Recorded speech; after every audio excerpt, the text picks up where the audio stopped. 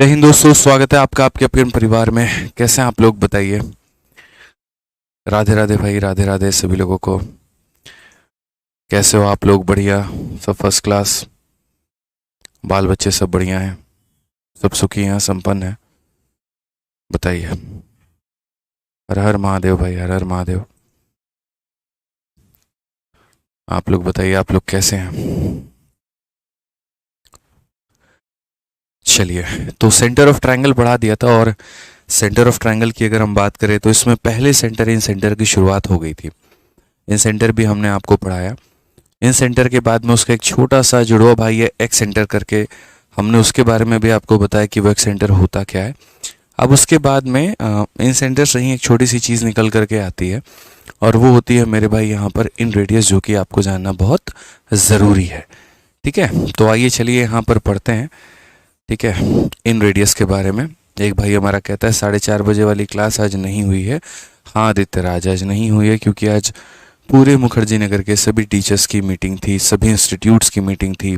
चाहे वो हमारी हो, केडी कैंपस की हो, करियरविल की हो, या फिर और भी जितने भी 4-5 इंस्टीट्यूट्स हैं, सभी लोगों की मीटिंग थी, क्योंकि पूरे मुखर्जी नगर पे एक तरीके से ऐसे कह लीजिए ताला बंद होने वाला है।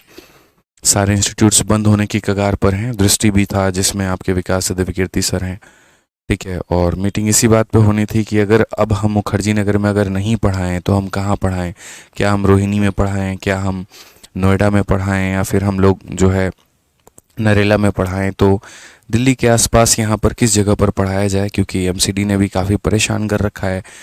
ठीक है, फायर की भी सेफ्टी कहीं पर मिल नहीं रही है, ऑफलाइन क्लासेस हम लोगों की वहाँ पर चलती हैं, तो कैसे क्या होगा। तो उसी चीज़ को लेकर के मीटिंग थी बच्चे, इसीलिए क्लास जो है हमने हटवा दी थी। ठीक है, अभी कुछ देर पहले ही मीटिंग से मैं आया हूँ। हालांकि प्रॉपर अभी समाधान कुछ निकला नहीं है, सुप्रीम कोर्ट में अभी अर्जी दी हुई है। देखते हैं क्या होता है। कुछ बच्चों की भी सहायता है अभी, तो वो भी देखेंगे, इसीलिए भाई। चलिए, बाकी जो लोग लुकिंग गॉर्जियस कह रहे हैं, बहुत बहुत धन्यवाद। ठीक है, बस शनिवार को ही ब्लैक ड्रेस हम पहनते हैं, और ऐसा है कि ब्लैक थोड़ा अच्छा लगता है तो बस पहन लेते हैं। ठीक है, आ जाइए चलिए, तो अब आगे बढ़ा जाए। और दोस्तों, आगे देखा जाए, हम लोग यहाँ पर इन रेडियस के बारे में समझते हैं। इन रेडियस हमारा क्या है और क्या नहीं है। ठीक है, आ जाइए। तो इन रेडियस की अगर हम बात करते हैं तो पहली बात, इन रेडियस का हमारा जो निर्माण होता है वो कैसे होता है। तो इन रेडियस मेरे भाई होता क्या है, देखो। जब भी कोई ट्रायंगल के अंदर आप यहाँ पर कोई भी एक सर्कल बनाते हो, जैसे मान लीजिए ये आपने एक ट्रायंगल है और इसके अंदर आपने सर्कल बनाया है, तो हम यहाँ पर आपसे बोलेंगे जो इसकी अपनी रेडियस होती है ना, इसी को हम लोग बोलते हैं इन रेडियस। इसको क्या बोलते हैं, तो इसको हम लोग बोलते हैं इन रेडियस। और कभी भी किसी भी ट्रायंगल का जो इन रेडियस होता है उसको निकालने के लिए क्या करना होगा, तो उसकी जो इन रेडियस होती है उसको निकालने के लिए यहाँ पर ट्रायंगल के एरिया को सेमी पेरीमीटर से मेरे भाई भाग करना होगा। ट्रायंगल के एरिया को किससे भाग करना होगा, तो ट्रायंगल के एरिया को सेमी पेरीमीटर से मेरे भाई यहाँ पर भाग करना होगा। ये आप समझिए। तो इन रेडियस बराबर क्या हो गया, तो इन रेडियस बराबर एरिया अपॉन सेमी पेरीमीटर हो गया। ठीक है, जैसे आप इसका एरिया निकाल लो, इसके सेमी पेरीमीटर से भाग कर दो, तो आपका इन रेडियस निकल करके चला आएगा। अब जैसे क्वेश्चन आप देखो, क्वेश्चन नंबर 19 में यहाँ पर क्या कहा गया, पढ़िए।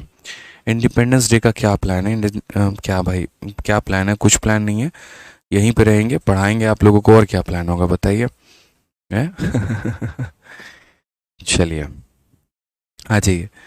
हाँ, चलिए भाई, पढ़िए मेरे भाई। तो यहाँ पर क्वेश्चन में क्या कहा गया, पढ़िए। एक ट्रायंगल एबीसी में पेरीमीटर हमारा 24 है, इन रेडियस हमारा 7 है, तो एरिया कितना होगा।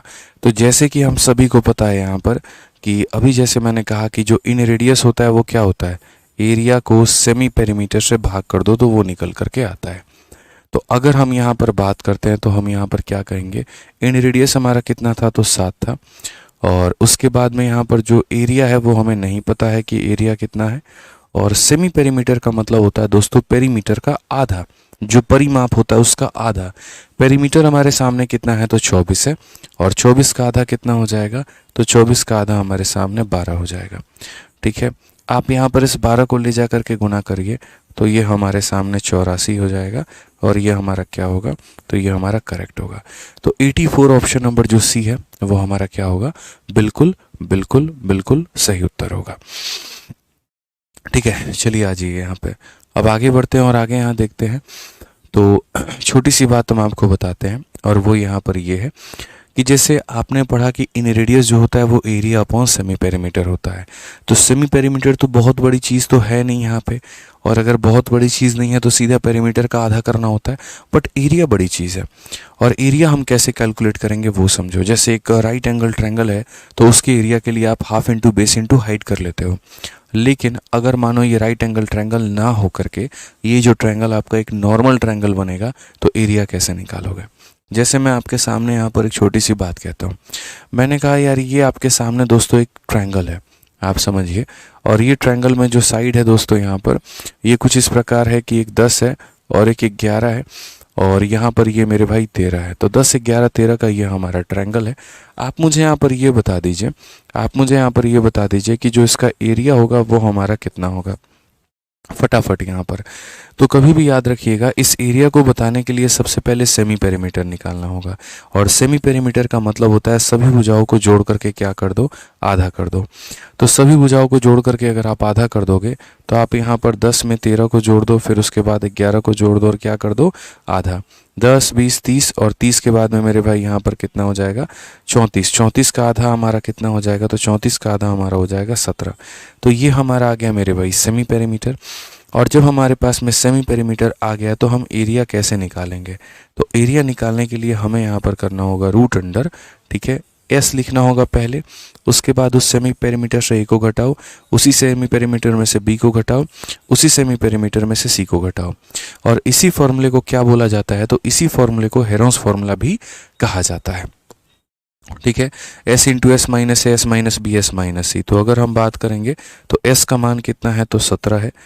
17 में से एक बार 10 को घटा दो तो 7 आ जाएगा, 17 में से 11 को घटा दो तो 6 आ जाएगा, 17 में से 13 को घटा दो तो 4 आ जाएगा। अब अगर हम यहाँ देखेंगे तो हमने कहा सर देखो जो भी बात है सो बात है, 4 का रूट हमारा हो जाएगा तो कितना हो जाएगा, 2 हो जाएगा। 7 का रूट नहीं हो पाएगा, 6 का नहीं हो पाएगा और 17 का नहीं हो पाएगा, तो इससे मल्टीप्लाई कर लेते हैं। 17 का 7 गुना कितना होता है, तो 119, और 119 का मेरे भाई यहाँ पर 6 गुना कितने होगा, 6 यहाँ पर ठीक है, 19 का 6 गुना मेरे भाई 104, तो ये हमारा 704 हो जाएगा। तो अगर आप यहाँ देखोगे तो आप यहाँ बोलोगे सर ये देख लीजिए ये हमारा 2 रूट कितना हो जाएगा, तो 704 हो जाएगा यहाँ पे। तो इस तरीके से दोस्तों हम लोग हमेशा क्या करते हैं, हम लोग यहाँ पर एरिया निकालते हैं कि अगर कोई भी ट्रायंगल है और अगर मान लीजिए कहीं दूर दूर तक पता नहीं लग पा रहा है कि वो कैसा ट्रायंगल है, राइट है, क्या है, तो उसके एरिया को निकालने के लिए पहले सेमी पेरीमीटर निकाला जाता है और तब उसके बाद में s into s minus b into s minus c करके हम उसका एरिया कैलकुलेट कर रहे होते हैं। 17 का 7 गुना आपका 119 हो जाता है, 7 7 49, और 7 एकम 7, 119 का 6 गुना मेरे भाई आपका वही हो जाएगा, ठीक है, ठीक है, एक सेकेंड, 19 का 6 गुना हमारा 114 हो जाएगा, सही है। तो ये हमारा 114 हो जाएगा और ये आपका थोड़ा सा 17 का 7 गुना 119, 119 का 6 गुना हमारा हो जाएगा, देखिए 119 का 6 गुना 714, 714 होगा ना यहाँ पे, 704 होगा कि 714 होगा, 714 होगा, एक बार मल्टीप्लाई करके देखना आप लोग, ठीक है। तो 2 रूट 714 हो जाएगा मेरे भाई, ठीक है, 714 होगा यहाँ पे। अब आ जाइए, चलिए आप लोगों को हम क्वेश्चन देते हैं और यहाँ पर इसको सॉल्व करके बता दीजिए कि यहाँ पर एरिया कितना होगा। ये ट्रायंगल है और ये ट्रायंगल की जो भुजाएं हैं वो कुछ इस प्रकार है, एक 10 हो गई और एक 12 हो गई और एक मेरे भाई यहाँ पर 14 हो गई। तो 10, 12, 14 के कारण जो बना हुआ त्रिभुज है इनका यहाँ पर एरिया कितना होगा, इनका यहाँ पर एरिया कितना होगा, फटाफट मुझे यहाँ पर ये बता दीजिए कि इसका एरिया हमारा कितना होने वाला है। चलिए हेरोंस फॉर्मूला लगाइए और जल्दी से मेरे भाई बताइए, कोई ट्रिपलेट नहीं है, कुछ नहीं है, कोई राइट एंगल ट्रायंगल नहीं है, आप लोग यहाँ पर बताइए जल्दी से एरिया कितना होगा फटाफट मेरे भाई, ठीक है, बताइए। चलिए बहुत शानदार सर, ऑप्शन में सी एम स्क्वायर क्या लिखा हुआ था उनका, ठीक है सर, ऑप्शन में सी एम स्क्वायर क्यों लिखा है, एक्सप्लेन इट इज। भैया सेंटीमीटर स्क्वायर कहाँ पर ऑप्शन में लिखा हुआ है, आप ये बताओ, पीछे वाले क्वेश्चन की बात कर रहे हो तो क्यों नहीं लिखा रहेगा। जब क्वेश्चन में एरिया बोला गया है तो एरिया जो होता है वो तो सेंटीमीटर स्क्वायर में ही रिप्रेजेंट किया जाता है ना, एरिया का जो यूनिट होता है वो सेंटीमीटर स्क्वायर ही होता है, इसीलिए सेंटीमीटर स्क्वायर लिखा गया है, ठीक है, क्योंकि 1 सेंटीमीटर से 1 सेंटीमीटर को मल्टीप्लाई करेंगे तो सेंटीमीटर का स्क्वायर आएगा, ठीक। अब जल्दी से चलो इसका आंसर बताओ यहाँ पर कितना होगा, ठीक है, संतोष कुमार सेठी, आपका आंसर मैंने दे दिया है। राजेंद्र कहते हैं एरिया और वॉल्यूम में क्या होता है डिफरेंस। पढ़ाइए तो सर, कमेंट क्यों नहीं पढ़ा रहे हैं। राजेंद्र कुमार ऊपर कमेंट है, रुक जाइए, राजेंद्र जी का रुकिए, नीचे है। सर एरिया और वॉल्यूम में क्या डिफरेंस होता है। एरिया तो 2D स्पेस होता है, बट वॉल्यूम क्या है प्लीज़ बताओ। जैसे राजेंद्र आप ऐसे समझो कि ये जो आपकी कॉपी है, ठीक है भाई राजेंद्र भाई, या ऐसे समझो जिस रूम में आप हो, तो जिस रूम में आप हो तो जो आपके सामने वाली वॉल है आप उसको टच कर सकते हो, वो एरिया हो गई। आप इधर वाले वॉल को टच कर लो, वो एरिया हो गई। आप फर्श को टच कर सकते हो, वो एरिया हो गई। ऊपर को टच कर लो, एरिया हो गई। लेकिन इस कमरे के अंदर में जो हवा है, ठीक है, वो वॉल्यूम हो गया। वॉल्यूम का मतलब देखो, जैसे एग्जाम्पल के तौर पे यहाँ पर जो मैं पेंट कर सकता हूँ इस ग्लास को, तो ये एरिया हो गया। लेकिन इस ग्लास के अंदर में मैं कितनी पानी रख सकता हूँ, वो वॉल्यूम हो गया। समझ रहे हैं। जैसे आपकी छत पर जो टंकी है वो काली रंग की है या सफ़ेद रंग की है या जो भी है, तो एक तरीके से अगर हम बात करें तो उसको पेंट करने में जो पेंट लगता है वो एरिया होता है, और जितना वो पानी अपने अंदर समा सकता है वो वॉल्यूम होता है। ठीक है, तो कपड़ा 2D हो गया, वॉल्यूम एरिया जो है वो 2D हो गया, और वॉल्यूम हमारा 3D हो गया। ठीक है, क्वेश्चन में यहाँ पर सही बच्चे 24 रूट 6 24 रूट 6 24 रूट 6 बता रहे हैं, बहुत शानदार। आज ये देख लेते हैं। तो सबसे पहले आप लोग यहाँ पर क्या बोलेंगे, तो आप यहाँ बोलेंगे सर सेमी पेरीमीटर निकालते हैं। तो सेमी पेरीमीटर निकालते हैं यहाँ पर, तो ये हमारा आ जाएगा a + b + c/2। 10 हो गया, फिर 12 हो गया, फिर 14 हो गया, और डिवाइडेड बाई 2 हो जाएगा। तो ये हमारा 36 का आधा कितना हो गया, तो 18 हो गया। और अब उसके बाद में एरिया निकालना है, तो एरिया निकालने के लिए क्या करेंगे, 18 करेंगे s, फिर उसके बाद s में से a को घटाएंगे तो ये हो गया, s में से ये घटाएंगे 6 हो गया, s में से ये घटाएंगे इतना हो गया। 18 का 8 गुना 144, जिसका रूट करने पर 12 आएगा, 4 का रूट करने पर 2 आएगा, और 6 हमारा ऐसे रह जाएगा। तो कुल मिलाकर के 24 रूट 6 हमारा करेक्ट आंसर होगा, और ये हमारा बिल्कुल सही उत्तर है। ठीक है, तो क्षेत्रफल निकालना है तो कितना हो जाएगा, 24 रूट 6 हो जाएगा। आ जाओ भाई। अब उसके बाद में हम यहाँ पर इसी के आधार पर कुछ क्वेश्चंस देखते हैं, और एक बहुत ही फेमस क्वेश्चन हम आपको करा रहे हैं। क्वेश्चन में कहा गया find the inradius of a triangle whose side at 13, 14 and 15। एक त्रिभुज का इनरेडियस निकालो जिसकी भुजाएं कितनी है, 13 है, 14 है और 15 है यहाँ पे। तो सबसे पहले अगर हम यहाँ बात करते हैं तो साइड देखो यहाँ पर कितना है। तो साइड की अगर आप बात करोगे तो बोलोगे सर एक भुजा 13 है, दूसरी भुजा 14 है, और तीसरी भुजा हमारी 15 है। ठीक है, हमें क्या निकालनी है इसकी, तो हमें इसकी इनरेडियस निकालनी है। इनरेडियस निकालने के लिए सबसे पहले सेमी पेरीमीटर निकालना होगा, और सेमी पेरीमीटर का मतलब 13 + 14 + 15 डिवाइडेड बाई कितना, 2, 5 4 9 3 12, ये 42 का आधा कितना हो जाएगा, 21 हो जाएगा। उसके बाद में यहाँ पर एरिया निकालना होगा, जो कि होगा मेरे भाई s इंटू s में से a घटा दो तो 8, 21 में से 14 घटा दो 7, और 21 में से 15 घटा दो तो 6। ठीक है, आप अगर देखोगे तो कुल मिलाकर के आप इसे कह सकते हो, ये जो 21 है आपका, ये 7 × 3 है, ये आपका 8 हो जाएगा, ये आपका 7 हो जाएगा, और ये 2 इंटू कितना हो जाएगा, 3 हो जाएगा। आप यहाँ पर मेरे भाई देखो कैसे निकालोगे, एक बार 7, एक बार 7, 7 हमारा 2 बार है, रूट लगने पर एक बार 3, एक बार 3, तो ये हमारा इतना हो जाएगा। 8 × 2 16, 16 का रूट कितना, 4 हो जाएगा। 7 तिरके 21, चौके 84 हो जाएगा। चूंकि आप लोगों के सामने मैंने निकाल करके 84 बताया है, बाकी आप यहाँ पर सीधा सीधा भी याद कर सकते हो कि ये यहाँ पर जो है 13 14 15 के साथ में जब भी एरिया निकालोगे तो 84 ही निकल करके आएगा, क्योंकि ये 13 14 15 पेपर में कई बार पूछा गया, इसलिए लोगों को याद है। तो 13 14 15 के कारण जब भी एरिया निकालोगे कितना आएगा, 84 आएगा। अब क्वेश्चन में यहाँ पर क्या कहा गया, क्या पता करने को, इन रेडियस। इन रेडियस का मतलब क्या होता है, एरिया अपॉन में सेमी पेरीमीटर। तो एरिया अपॉन में सेमी पेरीमीटर होता है, तो एरिया हमारा कितना है, तो एरिया हम यहाँ बोलेंगे 84 है। और सेमी पेरीमीटर का मतलब क्या होता है, पेरीमीटर का आधा। तो यहाँ पर कितना हो जाएगा, 21। अगर हम इसे काटते हैं तो कितनी बार में कटेगा, 4 बार में। ऑप्शन नंबर ए जो है बिल्कुल हमारा सही उत्तर है। ठीक है, ऑप्शन नंबर ए जो है वो क्या है, हमारा बिल्कुल सही उत्तर है यहाँ पे। ठीक है, आज ये चलिए नेक्स्ट क्वेश्चन की बात करते हैं। अगला सवाल यहाँ देखते हैं वो कैसे कहा गया, पढ़िए। A circle inscribe in a right angle triangle, the length of the two side containing the इतना और इतना। अब जैसे मान लो कि नॉर्मल क्या होता है मेरे भाई, जैसे अगर ये ट्रायंगल है, मैं आपको समझाता हूँ। अगर कोई नॉर्मल सा ट्रायंगल है जिसमें यहाँ पर क्या है, सारी भुजाएं अलग अलग हैं, जैसे ये आपकी ए नाम की भुजा है, ये आपकी बी नाम की भुजा है, ये आपकी सी नाम की भुजा है, तो उस केस में आप यहाँ पर जो है इन रेडियस को क्या कहते हो, वो कहते हो सर ये एरिया अपॉन में सेमी पेरीमीटर होता है। और इसमें कहीं पर आप कुछ गलत नहीं कह रहे हो। आप यहाँ पर बोलते हो कि सर एरिया जो है वो हेरोंस फार्मूला से निकाल लीजिए और सेमी पेरीमीटर जोड़ करके आधा कर लीजिए और आप इसको डिवाइड कर देंगे तो क्या निकल जाएगा, इन रेडियस निकल जाएगा, अंतः त्रिज्या निकल जाएगी। लेकिन बच्चों अगर मान लो यही वाला ट्रायंगल जो है तुम्हारा क्या हो जाए, तो यही वाला ट्रायंगल अगर तुम्हारा इक्विलेटरल ट्रायंगल हो जाए, कौन सा ट्रायंगल हो जाए, इक्विलेटरल समबाहु, तो ये सारे के सारे हमारे ए के हैं। तो सारे के सारे अगर हमारे ए के हैं तो इन रेडियस जो होगा वो क्या होगा, एरिया को सेमी पेरीमीटर से डिवाइड करो।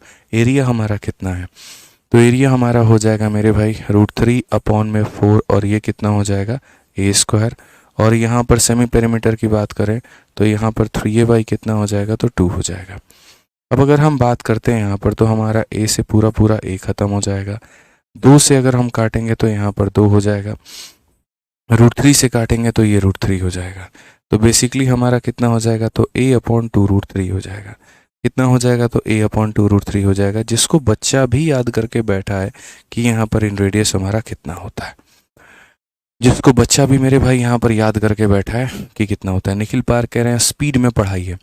तो निखिल भाई पता है क्या है, तुम्हें बेचैनी है यहाँ पर कि सीजीएल की परीक्षा है और तुम ये सोच रहे हो कि परीक्षा के पहले मैं जितना टॉपिक कवर कर लूँ मेरे लिए उतना अच्छा है, इसी वजह से सर स्पीड में पढ़ाई है। लेकिन आपके बहुत सारे बैच में, मतलब आपके बैच में बहुत सारे बच्चों का मेरे भाई परीक्षा नहीं है, उनका टारगेट अगले साल का है, तो उनकी क्या गलती है, हम तेज़ में पढ़ाएं और वो नहीं समझ पाए तो मेरे भाई क्या होगा। तो अगर आपको तेज़ में ही पढ़ना है जनाब, तो या तो आप अपना बैच को रिकॉर्डेड बैच में शिफ्ट करवा लीजिए, ठीक है, और नहीं तो आप आराम से बाद में वीडियो को 2x में देखिए, क्योंकि मुझे अकेले निखिल पाल को नहीं पढ़ाना ना, मुझे यहाँ पर मेरे साथ में जितने भी हज़ारों और लाखों की संख्या में बच्चे जुड़े हुए हैं मेरे बैच में, मुझे सबको लेकर के चलना है। एक चीज़ को दोबारा रिपीट करने से बेहतर है कि थोड़ी धीरे कर ली जाए ताकि हर किसी को समझ में आए, ठीक है। तो निखिल भाई यहाँ पर आप जो है हो सकता है बहुत टैलेंटेड होंगे, कोई दिक्कत नहीं, बट मेरे सारे बच्चे ऐसे टैलेंटेड नहीं हैं और मुझे उनको टैलेंटेड बनाना है, इसीलिए मैं अपने लय से पढ़ा रहा हूँ और मैं अपने लय से ही पढ़ाऊँगा, ठीक है भाई, आ जाइए। तो ये हमारा इन रेडियस हो गया। अब अगर मान लो कि ये ट्रायंगल अगर हमारे सामने राइट एंगल ट्रायंगल हो जाता है, यही इक्विलेटरल को हम राइट एंगल ट्रायंगल में बदल देते हैं, ये भुजा हमारी ए हो जाती है, ये हमारी बी हो जाती है और ये हमारी सी हो जाती है। या थोड़ा सा अगर इसको आसान बनाना चाहते हैं तो हम ये कह सकते हैं ये हमारा परपेंडिकुलर हो जाता है, ये हमारा बेस हो जाता है और ये हमारा हाइपोटेनस हो जाता है। तो जैसे इसका इन रेडियस निकाला आपने, देखो हर किसी का इन रेडियस का मैं मेरे भाई आप लोगों से बता देता हूँ, हर किसी की यहाँ पर कहानी क्या है देख लीजिए। तो इसके अंदर में जो यहाँ पर ये आर निकालना था, उसको निकालने के लिए क्या किया, एरिया अपॉन इतना, इसका आर निकालना था तो ये फिक्स हो गया, a/2 √3 होता है। और अगर हम बात करते हैं यहाँ पर इसका आर जब निकालना है तो यहाँ पर क्या हो जाएगा, तो इसका आर निकालने के लिए क्या करेंगे, तो perpendicular plus base minus hypotenuse upon 2 हो जाएगा मेरे भाई, ये हमारा क्या हो जाएगा, इन रेडियस हो जाएगा। क्लियर है ये बात, यहाँ पर कोई दिक्कत की बात है तो बता दीजिए। तो ये आपको थोड़ा याद करके चलना पड़ेगा भाई मेरे, कि जैसे ये a/2 √3 होता है और वहाँ अगर डायरेक्ट निकालना है परपेंडिकुलर में बेस को जोड़ो, हाइपोटेनस को घटा करके क्या कर दो, आधा कर दो, यहाँ पे आ जाओ यहाँ पे, ठीक है। क्वेश्चन में कहा गया circle is inscribe in a right angle triangle, the length of the two side are 15 और 8। अगर हम इसकी बात करते हैं यहाँ पर two side containing right angle, जो राइट एंगल है उनमें से जो दो भुजाएं हैं, एक का मान 8 है और एक का मान 15 है। तो पहली बात 8 और 15 के साथ में जो ट्रिपलेट बनता है वो कितना बनता है, 17 बनता है। तो लगभग ये हर किसी को याद है कि 8-15 के साथ में क्या बनना चाहिए, तो 17 ही बनना चाहिए। अब उस केस में हम इन रेडियस निकालते हैं, तो इन रेडियस का मतलब हो गया 8 + 15 - 17 बटे में कितना हो जाएगा, 2। तो ये 23 में से 17 गया 6, 6 का आधा कितना हो जाएगा, 3 हो जाएगा। कौन सा ऑप्शन है, तो option number B for Baahubali correct answer है, ठीक है। समझ में आ गया बात। एक बच्चा कहता है सर ये कैसे आया, भाई देखो अगर ये बताने पे आ गया कैसे आया ना, तो शायद मुझे लग रहा है कि हर एक प्रूफ बताते बताते आपकी जो ज्योमेट्री की क्लासेस हैं अगर 50 क्लास में ख़त्म होनी है तो उसका डबल 100 क्लास हो जाएगा, ठीक है। तो जहाँ पर ज़रूरत पड़ेगी कोई चीज़ बताने की वहाँ डेफिनेटली बताएंगे, लेकिन जहाँ ज़रूरत नहीं पड़ेगी वहाँ स्किप भी हम लोग करते चलेंगे यहाँ पे, ठीक है। थोड़ा ध्यान देना आप लोगों को। आ जाइए क्वेश्चन नंबर यहाँ देख लीजिए वही 22 आपका, ठीक है। आ जाइए नेक्स्ट क्वेश्चन में क्या कहा गया, the hypotenuse of a right angle triangle is इतना, one of the angle is 30 degree, find the area of the largest circle that can be cut out from the triangle. मतलब यहाँ पर ये क्या है, तो एक आपके पास में राइट एंगल ट्रायंगल यानी समकोण त्रिभुज है। तो एक समकोण त्रिभुज का जो कर्ण है, कर्ण हम इसे कहते हैं, ये कर्ण का मान हमारा 20√3 हो गया है। इसका एक जो कोण है हमारे सामने वो हमारा कितना है, तो 30 डिग्री है। उसके बाद में त्रिभुज से काटे जा सकने वाली सबसे बड़ी वृत्त का क्षेत्रफल, इसके अंदर जो सबसे बड़ी जो वृत्त है, जो सबसे बड़ी सर्कल है, वो कौन सी है, तो ये वाली है। और आप अगर चाहते हो कि मैं इसको काट करके बाहर निकालूं और इसका एरिया निकालूं, तो इसका एरिया निकालने के लिए पहले इसका रेडियस निकालना जरूरी है। समझ रहे हैं मेरी बात को लेकर के। और इसका रेडियस निकालने के लिए perpendicular plus base minus hypotenuse upon 2 करना जरूरी है। अब आप बोलोगे सर ये प्लस बी प्लस एच ये कैसे निकाले, मतलब परपेंडिकुलर और ये बेस कैसे निकालें। तो देखो यहाँ पर बच्चों एक हिंट दिया गया है, और वो हिंट में यहाँ पर एंगल जो है वो 30 बताया गया है। अब ये एंगल अगर 30 बताया गया, रिशु भाई प्रैक्टिस शीट अपलोड हो जाएगी, परेशान मत हो, रेशो सर्कुलर मोशन का करवा दूंगा, इतना ज़्यादा घबराने की ज़रूरत नहीं है, सब हो जाएगा भाई, ठीक है। आ जाओ यहाँ पे। एक बच्चा कह रहा है क्वेश्चन नंबर 21 में इन रेडियस कहाँ पर पूछा है। अच्छा ठीक है, a circle is inscribe in a right angle triangle. ये एक राइट एंगल ट्रायंगल के अंदर में एक सर्कल मौजूद है। तो यहाँ पर बोला गया the length of the two side are इतना। अच्छा, इंग्लिश में मिसिंग है, हिंदी में दिया गया है। हिंदी में बच्चे दिया गया है अंतःवृत्त की त्रिज्या ज्ञात करें। इंग्लिश में आप लोग लिख लो फाइंड आर। आप यहाँ पर ये लिख लीजिए फाइंड इन रेडियस, ठीक है। इंग्लिश वाले मेरे भाई लिख लो यहाँ पर फाइंड इन रेडियस। इंग्लिश में मिसिंग है, आप लिख लीजिए यहाँ पर फाइंड इन रेडियस, ठीक है। आ जाओ क्वेश्चन नंबर 22 देखो, 22 में क्या कहा गया। तो जैसे मुझे 22 में क्या निकालना है, तो मुझे यहाँ पर इस सर्कल की पहले तो रेडियस निकालनी है, और रेडियस को निकालने के लिए परपेंडिकुलर प्लस हमारा बेस माइनस हाइपोटेनस अपॉन कितना होता है, तो 2 होता है। अब मेरे पास में हाइपोटेनस मौजूद है, लेकिन ये दोनों मौजूद नहीं है। अब ये मौजूद नहीं है तो हम कैसे करें। एक छोटी सी बात होती है जो आपको समझ के चलना है शुरू से, और वो यहाँ पर क्या होता है कि जब भी राइट एंगल ट्रायंगल होता है तो ये एंगल तो ऑफ कोर्स 90 होगा। अगर ये हमारा 30 डिग्री होता है ना, तो हमारा ट्रिपलेट बनता है, और वो ट्रिपलेट हम आपको याद कराते हैं, जरा पढ़िए। तो ट्रिपलेट की अगर हम बात करेंगे यहाँ पर, तो ट्रिपलेट क्या होगा, 30 के सामने कभी भी जो होता है वो 1 होता है, बॉटम जो रहता है वो √3 रहता है, और 90 के सामने कितना होता है, 2 होता है। या ऐसे भी याद कर सकते हो कि अगर ये एंगल 90 है और अगर ये 30 है, तो ये कितना हो जाएगा, तो 60 हो जाएगा मेरे भाई। कितना हो जाएगा, तो 60 हो जाएगा। 30 के सामने 1 होता है, 60 के सामने √3 होता है, 90 के सामने 2 होता है। इसमें ये भी याद कर सकते हो, जो एंगल जितना बड़ा है उसके सामने की वैल्यू उतनी बड़ी होगी। 90 सबसे बड़ा है तो 90 के सामने सबसे बड़ी वैल्यू, उससे छोटा 60 है तो उसके यहाँ पर √3 है, और सबसे छोटा 30 है तो उसके सामने 1 होता है। तो ये जो होता है ये हमारे क्या होते हैं मेरे भाई, ये हमारी रेशियोज होते हैं कि 1 हो गया, √3 हो गया और 2 हो गया। उसी तरीके से अगर मैं यहाँ पर ये सारी बातें सारी चीज़ें मिटा दूँ, तो मैं यहाँ पर ये क्या बात बोलूँगा कि सर देखो जो 30 के सामने होता है वो 1 होता है, तो यहाँ पर जो 30 के सामने है वो हमारा 1 है, नीचे वाला हमारा कितना है, तो √3 है, और यहाँ पर ये हमारा कितना होता है, तो 2 होता है।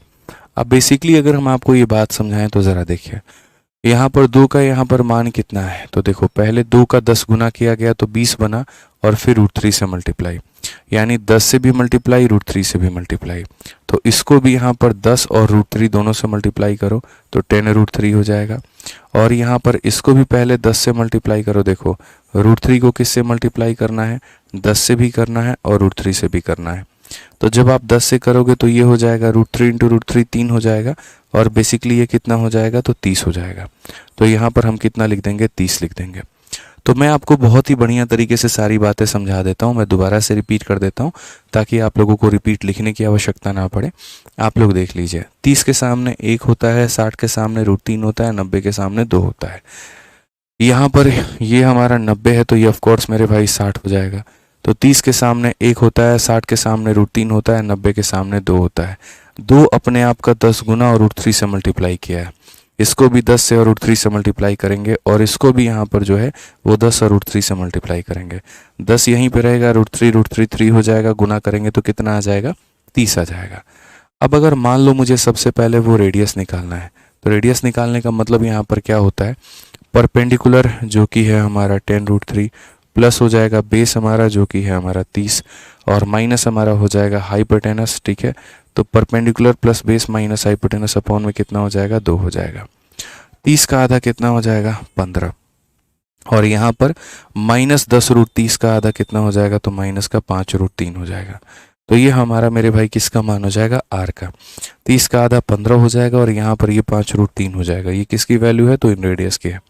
अब इन रेडियस का मान हमारा निकल करके आ चुका है, लेकिन इन्होंने क्या पूछा है पता है, इस सर्कल का एरिया पूछा है। और कभी भी जैसे सर्कल का जो एरिया होता है वो किसके बराबर होता है, तो बचपन में आप लोगों ने पढ़ा होगा पाई इंटू आर स्क्वायर के बराबर। तो हमें यहाँ पर क्या करना है, तो पाई आर स्क्वायर करना है। क्या करना है मेरे भाई, पाई इंटू आर स्क्वायर। अब अगर हम देखते हैं तो ये बोलेंगे सर पाई हो गया, ठीक है, क्या हो गया मेरे भाई, यहाँ पर पाई हो गया। इसका स्क्वायर करना है।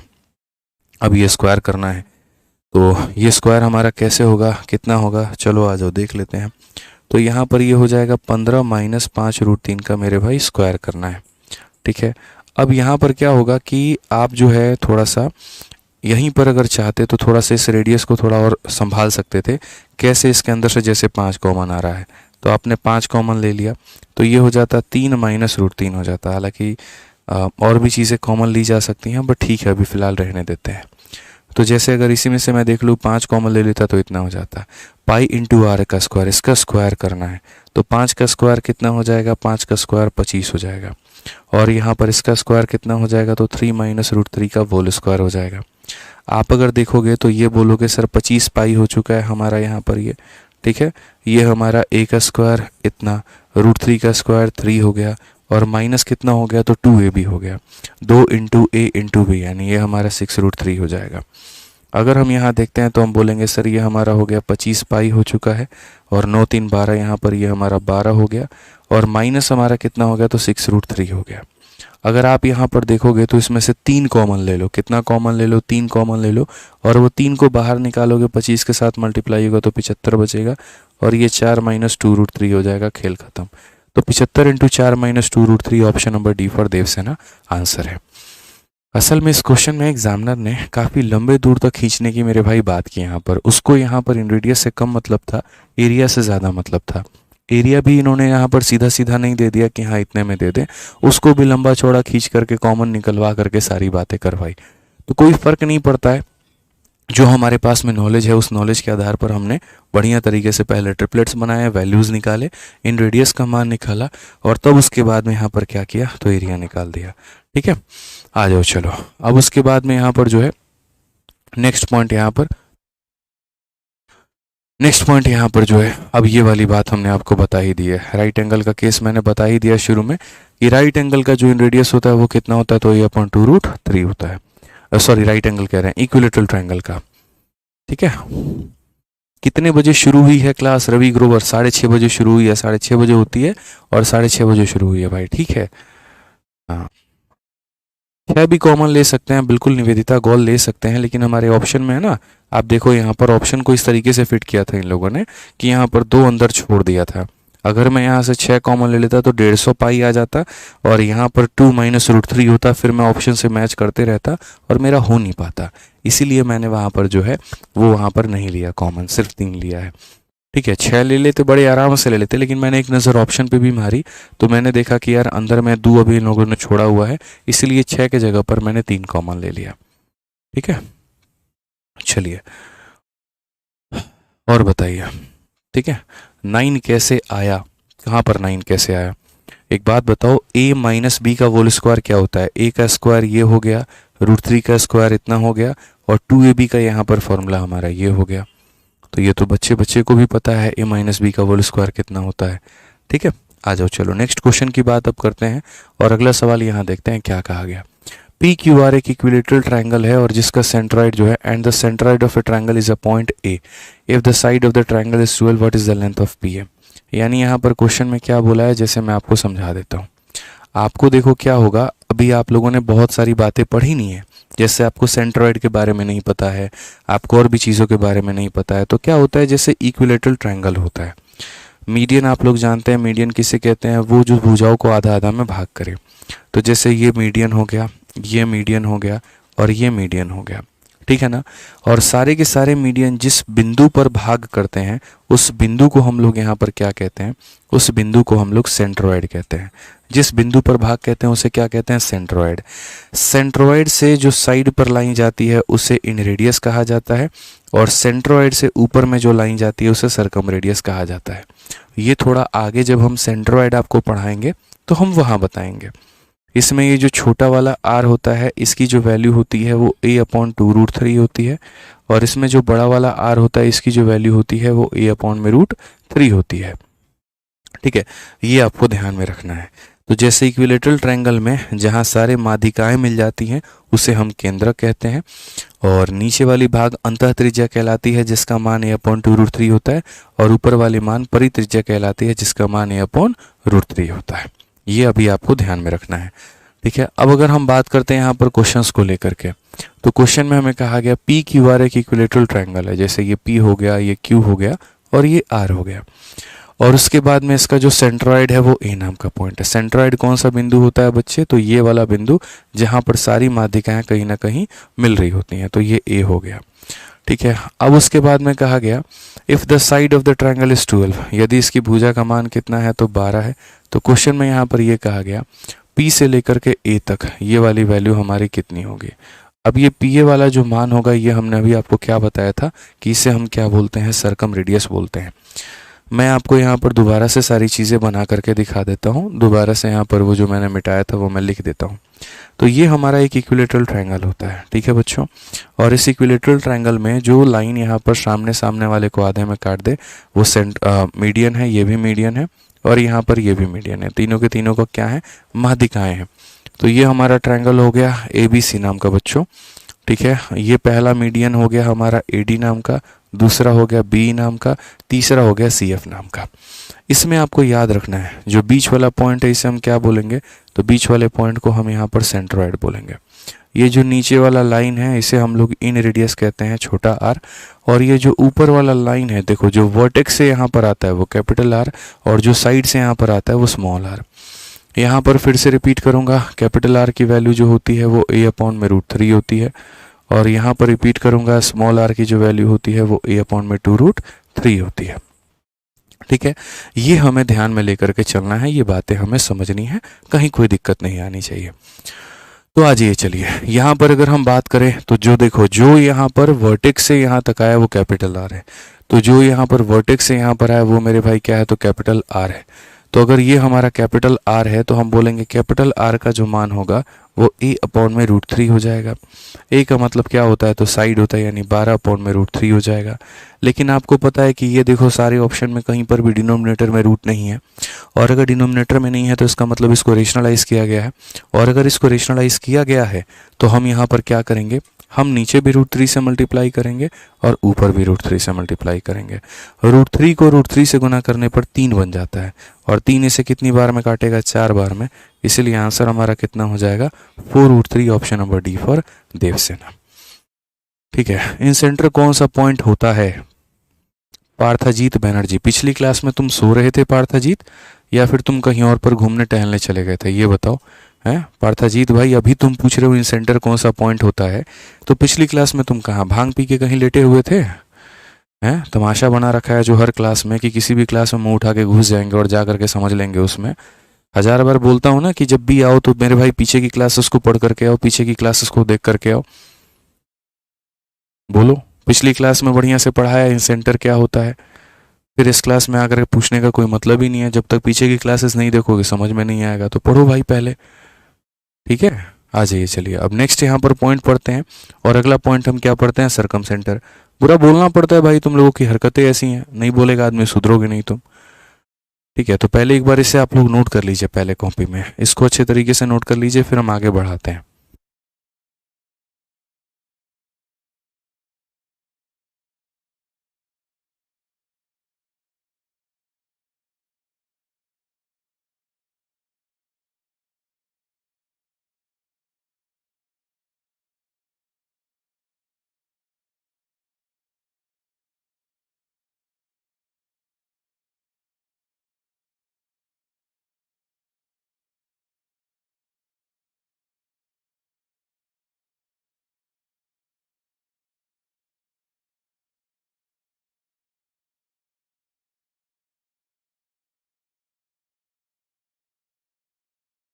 ठीक है भाई, अब आ जाओ चलो, अब नेक्स्ट यहाँ सेंटर की बात करते हैं और आगे हम समझते हैं यहाँ पर सरकम सेंटर के बारे में। तो जैसे मैंने कहा था ना, 4 सेंटर होते हैं। एक इन सेंटर होता है, दूसरा सरकम होता है, तीसरा हमारा जो है वो ऑर्थो होता है और चौथा हमारा सेंट्रॉइड होता है। तो हम दूसरा बात करें तो ये हमारा सरकम सेंटर है। सरकम सेंटर का मतलब यहाँ पर क्या हो गया? तो देखो सरकम, जैसे इन सेंटर को पढ़ने के पहले आप लोगों ने पढ़ा था एंगल बाइसेक्टर के बारे में, कोण समद्विभाजक के बारे में, कि कोण समद्विभाजक क्या होता है और किसे कहते हैं। पहले उसके बाद में आप लोगों ने उसकी प्रॉपर्टी भी पढ़ी कि कैसे साइड्स के रेशियोज को हम बराबर करते हैं। उसी तरीके से यहाँ पर पहले सरकम सेंटर को पढ़ने के पहले परपेंडिकुलर बाइसेक्टर आपको पढ़ना होगा। परपेंडिकुलर बाइसेक्टर क्या होता है? तो देखो, अगर मानो यहाँ पर ये कोई भी लाइन है, इसको आधे आधे में काटने वाली दुनिया की अनेक लाइनें बनी हैं। ये भी लाइन ऐसे टेढ़ा टेढ़ा आएगा और आधे आधे में काट देगा, एक ये भी लाइन आएगा जो आधे आधे में काट देगा। लेकिन वो लाइन जो एकदम 90 डिग्री का कोण बनाए और तब उसके बाद में आधे आधे में काटे, तो उसी को हम बोलते हैं परपेंडिकुलर बाइसेक्टर, यानी लंब समद्वि भाजक। यानी वो लंब भी है, परपेंडिकुलर भी है और उसको बाइसेक्ट भी कर रहा है। तो यानी अगर ये लाइन, अगर बात करते हैं 90 बनाने के साथ साथ में ये आधे आधे में काटता है, तो इसीलिए इस लाइन को हम क्या बोलते हैं? परपेंडिकुलर बाइसेक्टर कहते हैं। अब यहाँ पर परपेंडिकुलर बाइसेक्टर के कारण हमारा जो सरकम सेंटर है वो कैसे बनता है? तो देखो यहाँ पर क्या होता है बच्चों, जैसे मैं कोई भी एक ट्रायंगल बना रहा हूँ, मैं आपके सामने यहाँ पर जो है ये ट्रायंगल बना रहा हूँ, ठीक है ना। अब ये ट्रायंगल के बारे में देखना, तो सबसे पहले जैसे मैंने यहाँ पर क्या किया, मैं थोड़ा सा आपको है ना दूसरा ट्रायंगल लेकर के समझाता हूँ यहाँ पर, इससे ताकि आपको काफ़ी क्लैरिटी मिलेगी। तो जैसे मानो मैंने एक ऐसा ट्रायंगल ले लिया नॉर्मल। अब इस ट्रायंगल में यहाँ पर क्या है? परपेंडिकुलर बाइसेक्टर का मतलब क्या हो गया? इस लाइन का मध्य बिंदु ढूंढो जो कि यहाँ मिलेगा, इस लाइन का मध्य बिंदु ढूंढो जो कि यहाँ मिलेगा, और इस लाइन का मिड पॉइंट ढूंढो जो कि यहाँ मिलेगा। अब एक ऐसी लाइन जो दोस्तों यहाँ पर आए, ठीक है, और यहाँ पर आकर के इसे कितने में काट दे? तो 90 में काट दे, 90 और आधे आधे में। समझ में आ गया बात यहाँ पे?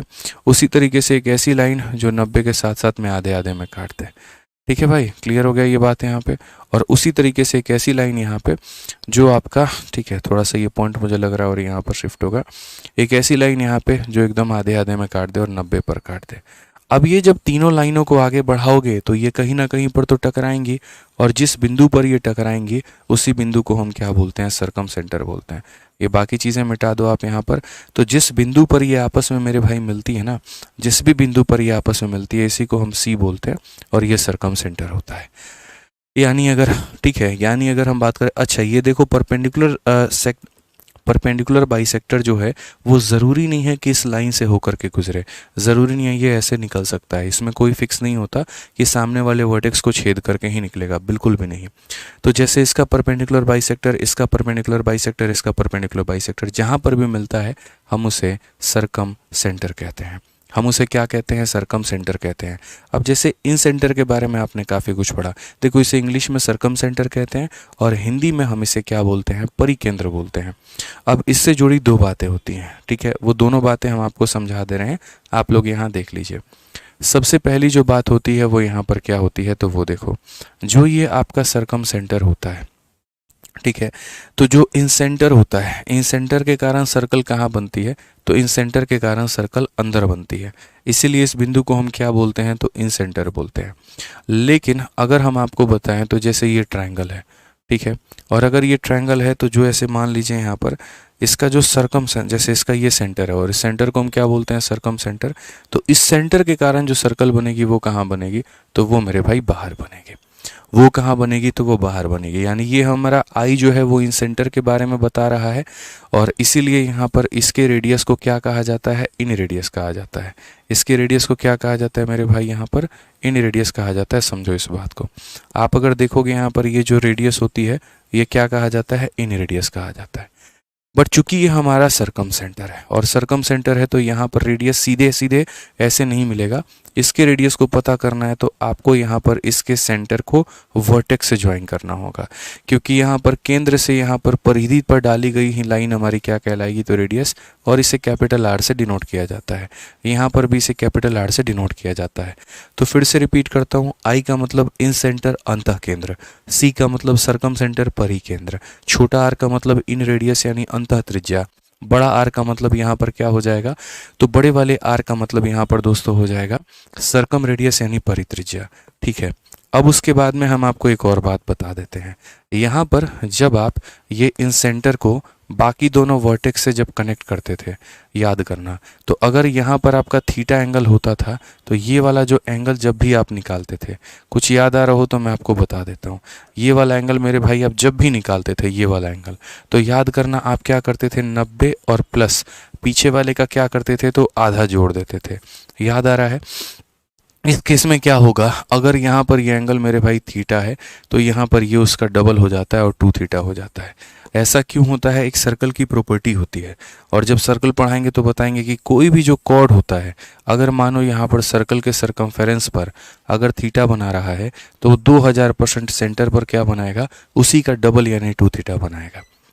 ठीक है, तो ये जो आपने पढ़ा ये किसके लिए पढ़ा है, तो ये जो आपने पढ़ा है वो इन सेंटर के लिए, यानी यहाँ पर पढ़ा है अंतः केंद्र के लिए, और ये जो आप पढ़ रहे हो ये किसके लिए पढ़ रहे हो, तो सरकम सेंटर के लिए पढ़ रहे हो। ठीक है, समझ में आ रहा है बात यहाँ पे? साथ के साथ हम पिछले वाले का भी रिवीजन कराएंगे। अगर हम कोई एक चीज़ पढ़ा रहे हैं तो हम उसके साथ साथ दूसरे का भी रिवीजन करा देंगे। ठीक है, तो पहली बात यहाँ पर कहाँ सेंटर बनता है वो पता चल गया, यहाँ पर कहाँ सेंटर बनता है वो पता चल गया, इसका सर्कल कहाँ होता है वो पता चल गया, इसका सर्कल कहाँ हो गया आपको वो पता चल गया, इसमें एंगल कितना होता है वो पता चल गया, इसमें एंगल कितना होता है वो पता चल गया। ठीक है, इसका निर्माण एंगल बाइसेक्टर के कारण होता है, इसका निर्माण परपेंडिकुलर बाइसेक्टर के कारण होता है। अब उसके बाद में इसमें जैसे ये जो आर है, छोटा वाला आर है, तो छोटा वाला आर नॉर्मल ट्रायंगल के लिए, एनी ट्रायंगल के लिए निकालने के लिए यहाँ पर एरिया को सेमी पेरीमीटर से भाग किया था। तो यहाँ पर दोस्तों क्या होगा, यहाँ पर ये जो बड़ा वाला आर है, इस बड़े वाले आर को निकालने के लिए आप इसके तीनों साइड ए बी सी को यहाँ एरिया के 4 गुने से क्या करना, डिवाइड कर देना। जैसे इसका आर को निकालने के लिए इसको इसके साथ में डिवाइड किया था, तो यहाँ पर इसके कैपिटल आर को निकालने के लिए तीनों भुजाओं को मेरे भाई यहाँ पर 4 टाइम ऑफ एरिया से डिवाइड कर देना। ठीक है, अगर यहाँ पर आपका ट्रायंगल इक्विलेटरल होता है, समबाहु त्रिभुज होता है, तो इक्विलेटरल ट्रायंगल में क्या कहा था कि ये जो इन रेडियस होता है वो हमारा होता है a/2√3। तो उसी तरीके से यहाँ पर हम आपको बता दें, इक्विलेटरल ट्रायंगल में यहाँ पर जो है सरकम रेडियस की अगर हम बात करें तो जस्ट यहाँ पर इसका डबल, और इसका डबल हो जाएगा तो ये जो r होगा ये मेरे भाई 2 टाइम्स ऑफ स्मॉल r होगा, यानी 2 गुना हमारा हो जाएगा किसके, a/2√3 के, और इसीलिए इसका ये हमारा इससे ख़त्म हो जाता है, तो ये हमारा सीधा सीधा a/√3 आ जाता है। ये क्लियर हो गया ये बात? तो इसका जस्ट क्या हो जाएगा, वो मेरे भाई डबल हो जाएगा। अब जो तीसरा आपने पढ़ा था वो इसमें क्या पढ़ा था, राइट एंगल ट्रायंगल के केस में जो ये हमारा इन रेडियस होता है ये हमारा बराबर होता है किसके, तो ये हमारा बराबर होता है perpendicular plus base minus hypotenuse upon कितना, तो 2 के। और यहाँ पर अगर हम बात करें तो यहाँ पर जो हमारा कैपिटल आर होता है वो हमारा किसके बराबर होता है, तो ये सीधा सीधा याद कर लो, जो भी हाइपोटेनस है उसका आधा होता है, जो भी हाइपोटेनस उसका क्या होता है, तो मेरे भाई यहाँ पर आधा होता है। अब यहाँ पर बोलोगे सर हाइपोटेनस का निर्माण कैसे है, क्या है, तो देखो ये तुम्हारा ट्रायंगल हो गया, अब इसके बाद में यहाँ पर ये वाला तुम्हारा इन रेडियस हो गया। अब क्या होगा, ये जो होता है वो सर्कल होता है, तो सर्कल होता है तो ये भी क्या काम करता है, तो रेडियस का काम करता है, और ये भी क्या काम करता है, तो रेडियस का। तो अगर ये r का मान निकालना है तो पूरे और ये भी क्या काम करता है, तो रेडियस का। तो इसीलिए अगर ये r का मान निकालना है पूरे हाइपोटेनस का क्या करना होगा, तो आधा करना होगा। पूरे हाइपोटेनस का क्या करना होगा, तो आधा करना होगा। तो आज आपके सामने बोर्ड पर दोनों चीज़ें मौजूद हैं, दोनों का एक एक चप्पा चप्पा पता है आपको, दोनों की एक एक छोटी से छोटी इन्फॉर्मेशन पता है। कभी आप जीवन में ये नहीं कह सकते कन्फ्यूजन है। फिर से रिपीट करता हूँ, यहाँ पर इन सेंटर का निर्माण हुआ था एंगल बाइसेक्टर से, इसका निर्माण हुआ था परपेंडिकुलर बाइसेक्टर से। यहाँ पर जो एंगल बनता है वो 90 + θ/2, और यहाँ जो एंगल बनता है वो 2 थीटा। ठीक है, इन रेडियस जो होता है वो area upon semi perimeter, circumradius होता है ABC/4 times of area. Equilateral triangle में इसकी वैल्यू a/2√3 होती है, तो इसी का डबल यानी ये हमारा होता है a/√3। राइट एंगल ट्रायंगल में p + b - h/2 होता है, तो यहाँ पर सीधा सीधा हाइपोटेनस का आधा होता है। अब ये मुझे लगता है सारी बातें क्लियर हैं। वर्षा कहती हैं इन सेंटर और सेंट्रॉइड में क्या डिफरेंस है। वर्षा, इन सेंटर जो बना है वो एंगल बाइसेक्टर के मिलने से बना है, लेकिन सेंट्रॉइड जो बना है वो मीडियन के मिलने से बना है। ठीक है ना, तो जब एक बार मीडियन में पढ़ा दूंगा ना तो आपको हो सकता है कि वो और जो मेजर डिफरेंस है वो और मेरे भाई क्लियर हो जाए। और जब जब यहाँ देखो, मैं थोड़ा ज्योमेट्री स्लो में लेकर के इसीलिए चलता हूँ क्योंकि मुझे लगता है ज़्यादा तेज पढ़ाने से बेहतर है कि जो चीज़ आप पढ़ा रहे हो उसको इस तरीके से पढ़ा दो कि वो सारा क्लियर हो जाए। अक्सर मैंने देखा है कि कोई टीचर 40 क्लास में ज्योमेट्री ख़त्म कर देता है और जब बच्चे से पूछने जाओ उसको ससुरा ये कन्फ्यूजन में क्लियर नहीं है कि डिफरेंस परपेंडिकुलर बाइसेक्टर में और एंगल बाइसेक्टर में क्या है। तो मैं नहीं चाहता कि मैं ऐसा पढ़ाऊँ आपको कि मेरी 40 क्लास लेने के बाद में भी आपको यहाँ पर अभी तक फ़र्क ही ना समझ में आया। 10 क्लास मेरे एक्स्ट्रा लग जाएंगे, मंजूर है, वो मैं मेहनत कर लूँगा, ठीक है, लेकिन समझ में आपको पूरा आएगा, ये बात की गारंटी हम आपको देते। ठीक है, तो आ जाइए अब सीधा क्वेश्चन नंबर 24 देखिए और 24 नंबर मेरे भाई यहाँ पर लगाइए क्या होगा। कहीं पर कोई डाउट नहीं आने देंगे, जब आप मेरे से पढ़ रहे हैं आपको कहीं कोई डाउट नहीं आने देंगे। आ जाइए क्वेश्चन नंबर 24 देखिए क्या कहा गया है। बोला गया O is the circumcentre of a triangle P Q R. तो अगर ये हमारा ट्राइंगल पी है, फिर हमारा क्यू है और फिर ये हमारा आर है, और ओ नाम की बिंदु क्या है, तो ओ जो हो गया वो हमारा सर्कम सेंटर हो गया। ठीक है ना। तो हमसे यहाँ पर क्वेश्चन में क्या कहा गया, हमसे ये कहा गया देखो क्यू ओ आर का जो मान है वो हमारा कितना है, 110 है मेरे भाई। ठीक है, ओ पी आर का जो मान है वो ओ पी आर का मान हमारा कितना है। अब अगर हम ओ पी आर की बात की मान करें तो यहाँ पर ये वाली वैल्यू हमारी कितनी है, तो ये वाली वैल्यू हमारी 25 है मेरे भाई। तो इन्होंने पूछा था P हो गया, R हो गया और Q हो गया। यहाँ पर कौन सा एंगल इन्होंने पूछा है, P हो गया, R हो गया और Q हो गया। ठीक है, अब इस क्वेश्चन को बताने के पहले मैं आपको यहाँ पर छोटा सा उसके पहले सवाल पूछना चाहूँगा और मेरी छोटी छोटी बातों का आप लोग जवाब दे दीजिएगा। एक मेरा यहाँ पर ये क्वेश्चन है और दूसरा मेरे भाई यहाँ पर मेरा ये क्वेश्चन है।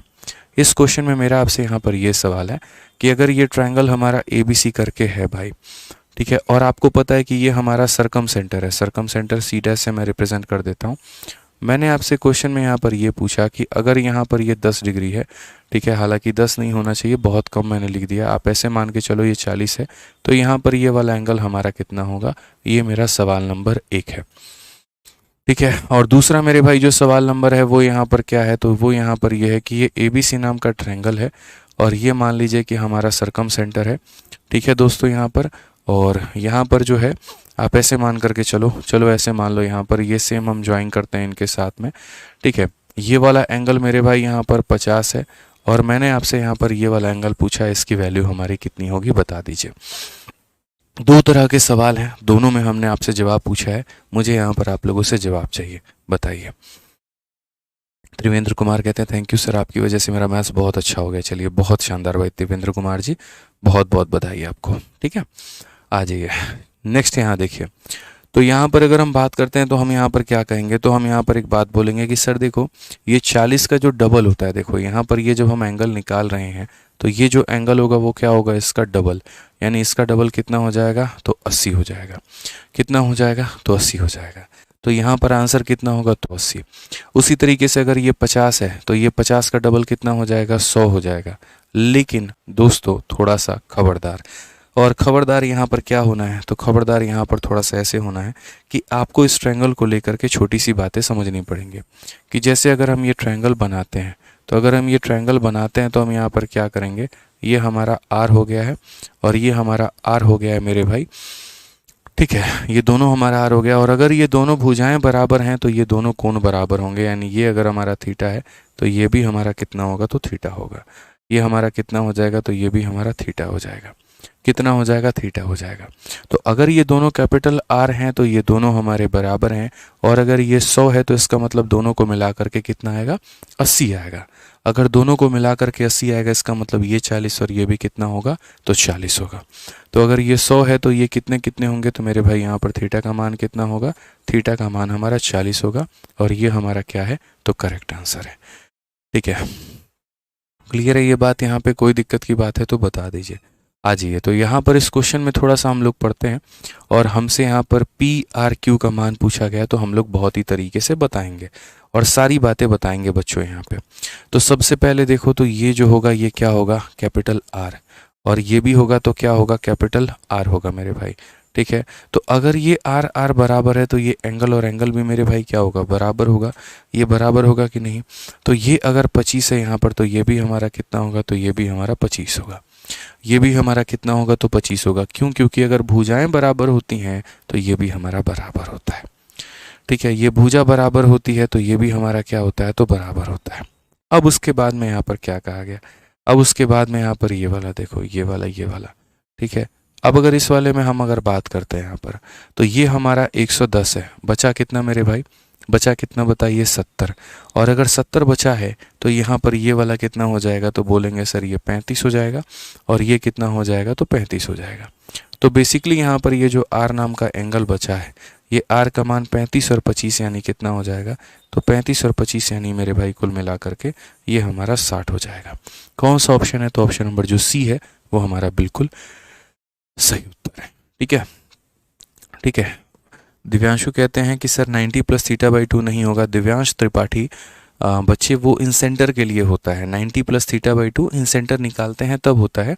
आप यहाँ पर क्या निकाल रहे हैं, तो सरकम सेंटर निकाल रहे हैं, और सरकम सेंटर निकालते हैं तो हमेशा पीछे वाले का ये डबल होता है।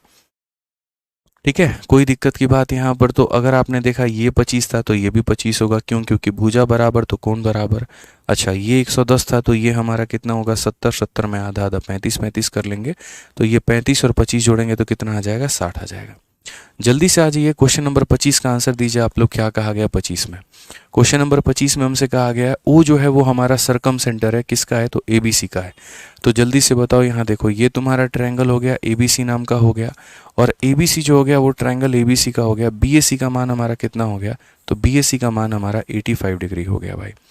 ठीक है, BCA का मान जो हो गया वो हमारा कितना हो गया, तो 55 डिग्री हो गया।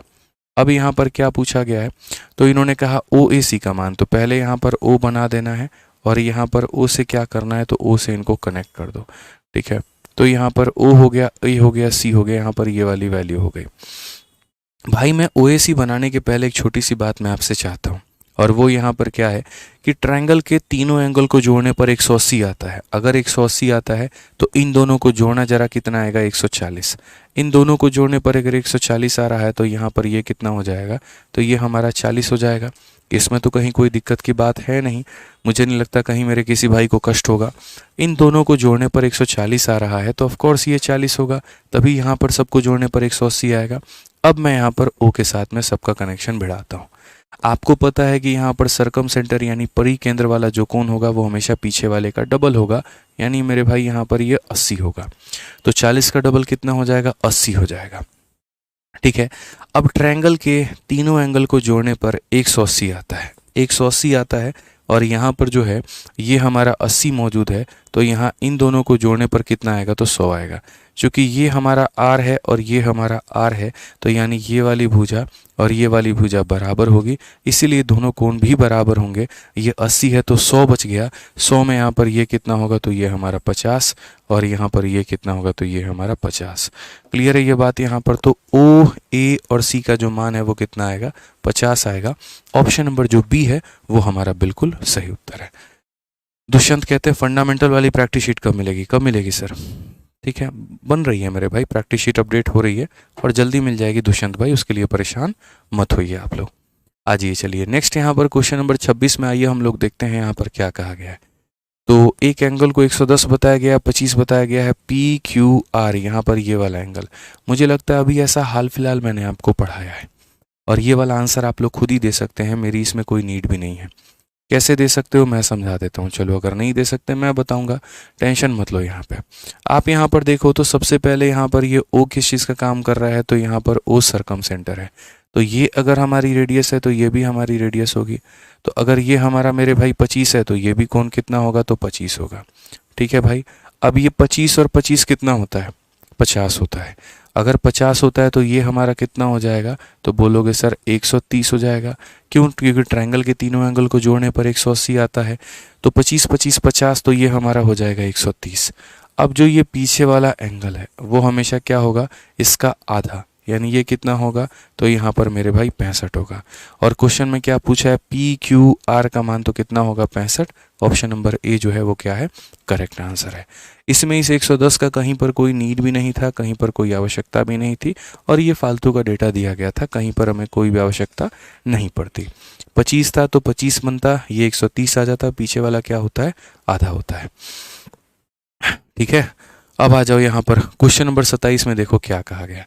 क्वेश्चन नंबर 27 में कहा गया इन द गिवन फिगर, यहाँ पे S जो है वो आपका सरकम सेंटर है, और किसका है मेरे भाई, यहाँ पर तो P हो गया, R हो गया और Q हो गया।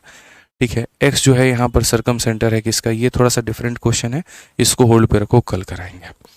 ठीक है, आ जाओ यहाँ पर, ये वाला क्वेश्चन देखो, that is a very beautiful question, लेकिन मुझे लगता है चलो इसको मैं कराता हूँ अभी। यहाँ पर आ जाओ, देखो 28 नंबर क्वेश्चन देखो यहाँ पर, और भटकना नहीं है, थोड़ा सा यहाँ पर समझने की मेरी कोशिश करना, मेरा थोड़ा साथ देना। तो O और I देखो दो तरह के सेंटर हैं। O वाला जो सेंटर है वो क्या है, तो सरकम सेंटर है, और I जो है वो क्या है, तो इन सेंटर है। सरकम सेंटर पर क्या होता है, 2 थीटा होता है, याद रखना, और इन सेंटर पर क्या होता है, तो 90 प्लस थीटा बाई 2 होता है, याद रखना मेरे भाई। ठीक है, और किसका है, तो ट्रायंगल DEF का है। तो हम यहाँ पर पहले ट्रायंगल D बना देते हैं, E बना देते हैं, और F बना देते हैं।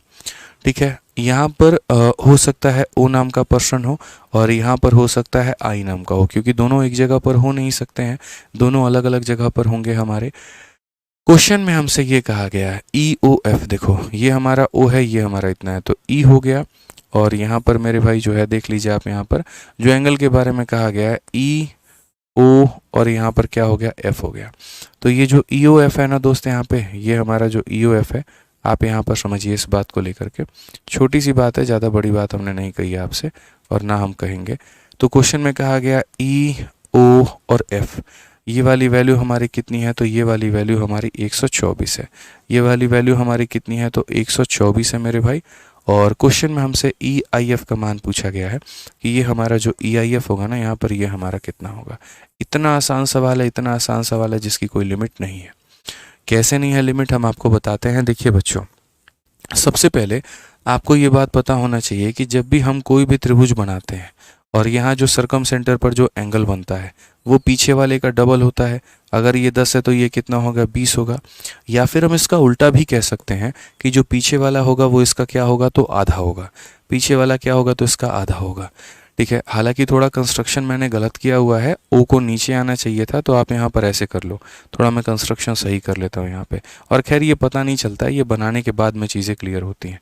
तो अगर हम यहाँ थोड़ा सा कंस्ट्रक्शन को सुधारें यहाँ पर, तो ओ जो नाम का पर्सन है, ठीक है, जो ओ नाम का पर्सन है उसको मेरे भाई यहाँ पर कहाँ रखो, तो ओ नाम का जो पर्सन है उसको यहाँ रखो, और आई नाम का जो है वो यहाँ रखो। इन सेंटर हमेशा ऊपर होता है और ऑर्थो हमारा नीचे होता है। ठीक है, तो अब मैं यहाँ पर कह रहा हूँ ये वाली वैल्यू हमारी कितनी है, तो ये वाली जो वैल्यू है वो मेरे भाई 124 है। आपको पता है यहाँ पर कि जो वर्टेक्स होगा, जो वर्टेक्स होगा वो क्या होगा, इसका आधा होगा। तो वर्टेक्स इसका आधा होगा, तो यानी 124 का आधा कितना हो जाएगा, तो ये हमारा 62 हो जाएगा। ये पूरी दुनिया को बात पता है कि हमेशा इसका क्या होगा, तो आधा होगा। और अगर ये आधा होगा तो फिर उसके बाद में जो नेक्स्ट बिंदु जो सबको पता है वो क्या है, कि जो हम ये इंसेंटर बनाते हैं और इंसेंटर पर जो ये एंगल बनाते हैं, तो ये वाला एंगल क्या होगा, ये वाला एंगल 90 प्लस इसका क्या हो जाएगा, तो आधा हो जाएगा। यहाँ पर क्या हो जाएगा, तो मेरे भाई E हो गया, I हो गया, F हो गया, ये बराबर होगा 90 और प्लस यहाँ पर इसके किसके, 62 के मेरे भाई आधा के। तो 62 के आधा हमारा कितना हो जाएगा, 31, और ये हमारा हो जाएगा 121। करेक्ट आंसर है कौन सा ऑप्शन है, तो option number D for Devasena. Clear है ये बात यहाँ। चलिए आ जाइए, तो हमने यहाँ पर बहुत ही बढ़िया तरीके से सारी बातें आपको समझाई, और अब उसके बाद में जो बाकी सवाल हम लोग करेंगे वो अगली क्लास में करेंगे। तब तक आप लोग जितना हो सकता है वो अपने लेवल पर प्रयास करने की पूरी कोशिश करिएगा, समझने की पूरी कोशिश करिएगा। बाकी हम तो आप लोगों के साथ में हैं ही मेरे भाई, कोई दिक्कत की बात नहीं है। ठीक है, मंडे को हमारी अगली क्लास होगी और मंडे को मिलते हैं। तब तक आप लोग रिवीजन करके आ जाइएगा, बढ़िया से सारी बातें जो है वो सीख लीजिएगा आप लोग। ठीक है भाई, चलिए, तो ध्यान रखिए हमारे सभी चैंपियंस, अनीता, अमन, राघव, कवि, लक्ष्मी, श्याम सुंदर, प्रियेश, नवनीत मौर्य, दिग्विजय, धीरज। ठीक है, ध्यान रखो भाई। चलो मिलते हैं अगली क्लास में, आज के लिए इतना ही। बहुत बहुत धन्यवाद, थैंक यू।